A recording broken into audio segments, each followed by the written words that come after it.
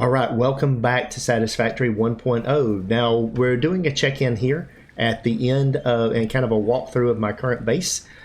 I have completed milestone 1. Tier 1 and Tier 2 are complete at this point, which is phase 1 of the space elevator.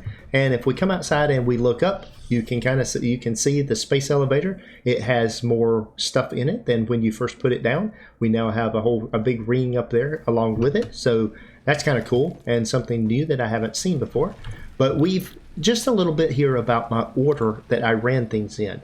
I did base building first to give me foundations, and then I did logistics. Now you could argue to do logistics and then base building, and I didn't do it that order, but I would argue that would be the better order because you could use the splitters and conveyors before you even need the base. The second thing that I did, or the third thing that I did, was obstacle clearing. I needed to produce solid biofuel. I needed the chainsaw. Make things. It also gives you inventory slots, not a bad thing at all. Once I did obstacle clearing, I did parts assembly. I then came back and did field research for more inventory slots. And then I came in and did Logistics Mark II and the Resource Sink bonus. Now, I've not put anything in the Resource Sink yet, but that's what it's there for. Now, coming into Phase 2, the very first thing I'm going to do is coal power, followed by vehicular transport, followed by enhanced security so that I can, for fighting and being more effective in fighting, and then base steel production. And then I'll go into Tier 2 and do the Tier 4 and do the Tier 4 items. So that will be my order, and we'll come back in. Now, let's do a little bit of a base tour. You can see the 2 iron nodes here. You can see the iron coming in here. I've got a row of smelters that are producing things here. I've got a row of constructors. I've got the bottom 2 down there are producing plates.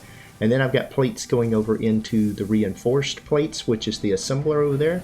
I've got a couple of these building rods. I have one building screws that are putting that over there. And then just standalone, not being fed, but being manually fed, I'm actually producing rotors, and I'm producing the smart plating, which I needed for the space elevator. So that's kind of the iron factory. So it's pretty small at this point in time.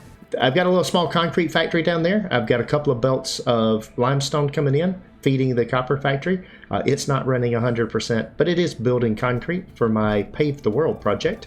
That's what I'm actually calling this. We are going to pave this entire desert, or a large portion of this desert over here. And so you can see that I have. You saw it earlier that I had started that process, right? So we coming back over here, looking up at what we have here. You can see that goes out there a pretty good ways now. So I've made a bunch of that. So I need a whole bunch of resources in order to do that. We'll come back down here. You go away. All right, now then, at our base research, let's talk a little bit about our research and what we've done. We've done a little bit. We've killed one of everything and researched that. We've actually researched the alien DNA capsule. We can actually make turn this stuff into biomass.